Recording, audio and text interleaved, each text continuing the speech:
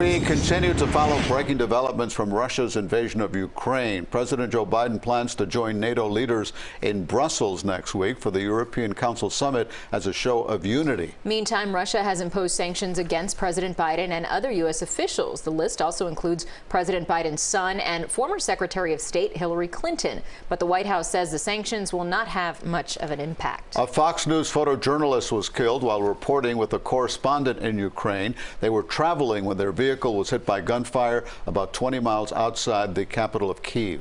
And right now, Kyiv is under a 35-hour curfew after missile strikes hit several residential buildings in the city.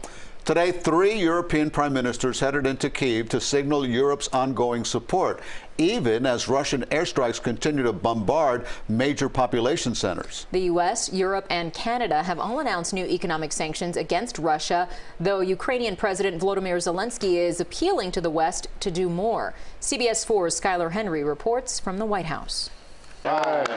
President Biden signed a bill that includes more than $13 billion in humanitarian, economic, and military aid to Ukraine. We're moving urgently to further augment the support to the brave people of Ukraine as they defend their country. Next week, he'll go to Europe for meetings with NATO allies. His goal is to meet in person, face-to-face, with his European counterparts and talk about and assess where we are at this point in the conflict. Tuesday, the leaders of Poland, the Czech Republic, and Slovenia embarked on a trip to Ukraine's capital, Kyiv, even as Russian strikes continued there. We see the result of bombing.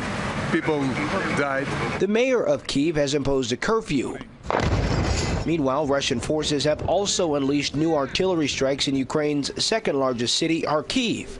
In what's likely a preview of Wednesday's planned speech to Congress, Ukrainian President Volodymyr Zelensky addressed Canada's parliament. Close the airspace. How many more cruise missiles have to fall on our cities until you make this happen? The Biden administration has imposed a new wave of sanctions against 11 Russian defense officials and the president of Belarus and his immediate family members. Moscow has retaliated with its own set of largely symbolic sanctions on President Joe Biden, his son Hunter Biden, and several top administration officials. None of us are planning tourist trips to Russia. None of us have bank accounts that we won't be able to access, so we will forge ahead. Canada, the United Kingdom, and the European Union also hit Russia with more economic sanctions Tuesday. Skyler Henry, CBS News, the White House. The United Nations now says 3 million people have left Ukraine since the invasion began. Millions more still inside the country have left their homes. And still ahead at 5 o'clock, Florida Senator Marco Rubio's efforts to help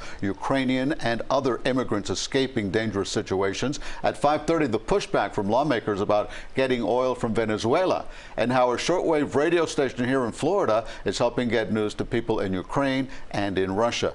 And if you're looking for ways to help the people of Ukraine, take a look at your screen right now. This is a list of some of the organizations you can reach out to. We have a full list at cbsmiami.com/helpukraine.